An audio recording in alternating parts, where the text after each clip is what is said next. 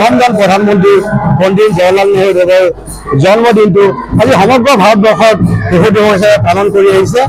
সূৰ্যোদয় যুৱ সংঘ আৰু সমন্বয় যুৱ সংঘৰ উদ্যোগত আমি শ্ৰদ্ধাৰ নেহৰুদেৱৰ জন্ম উৎসৱটিত বিভিন্ন কাৰ্যসূচী বালিদান আগ্ৰাসনত অনুষ্ঠিত কৰিছোঁ।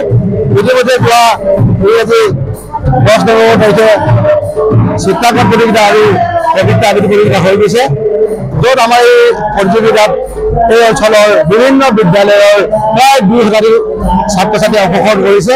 আৰু আজি দ্বিতীয় দিনৰ প্ৰথম কাৰ্যসূচী হিচাপে আমাৰ ইয়াত পুৱা ভাগত পতাকা উত্তোলন, স্মৃতি তৰ্পণ, গছপুলি ৰোপণ আৰু নেহেৰু খোৱাৰ প্ৰতিচ্ছবিত বন্তি প্ৰজ্বলন কাৰ্যসূচী অনুষ্ঠিত হৈ গৈছে।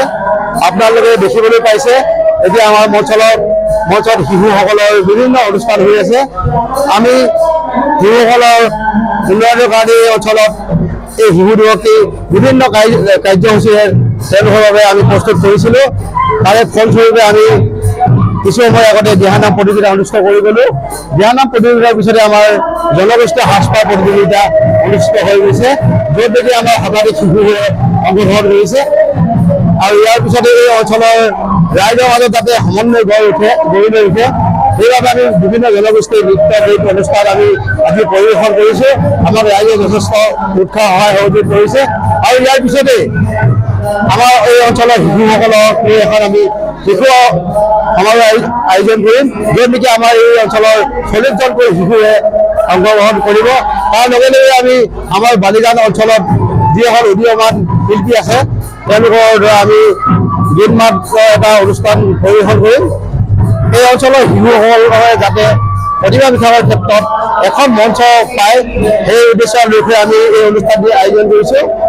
আমি অনাগত দিনত এনেধৰণৰ বহু অনুষ্ঠান আয়োজন কৰিম। সেইবাবে আমি সমূহ ৰাজ্যৰ পৰা আশীৰ্বাদ, মৰম আৰু সহযোগ কামনা কৰিছোঁ।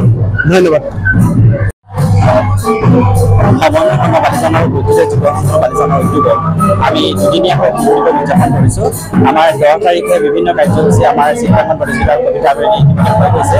আজি আমি 14 তাৰিখে পুৱাৰে পৰা বিভিন্ন কাৰ্যসূচী অংশগ্ৰহণ কৰিছোঁ। পুৱাৰে পতাকা উত্তোলন আদি পুৱাৰে হৈ গৈছে। দিনত আপোনালোক আমি দিহানাম প্ৰতিযোগিতা আৰম্ভ কৰিছোঁ। ইয়াৰ পিছতে আমাৰ জনগোষ্ঠীয় সাজপাৰ প্ৰতিযোগিতা আমাৰ শিশুসকলক লৈ কৰিছোঁ।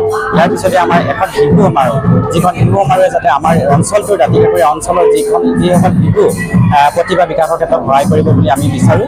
যিহেতু আমাৰ পণ্ডিত জৱাহৰলাল নেহৰুৰ আজি জন্মবাৰ্ষিকী, তেখেতৰ উপলক্ষে আমি যি শিশু দিৱস উদযাপন কৰিছোঁ, এই ভাবোঁ যে এই শিশু দিৱসখনে যাতে আমাৰ দাঁতিকাষৰীয়া অঞ্চলৰ যিসকল শিশু আমাৰ মাজত ওলাই আহিছে তেওঁলোকৰ প্ৰতিভা বিকাশৰ ক্ষেত্ৰত সহায় কৰিব।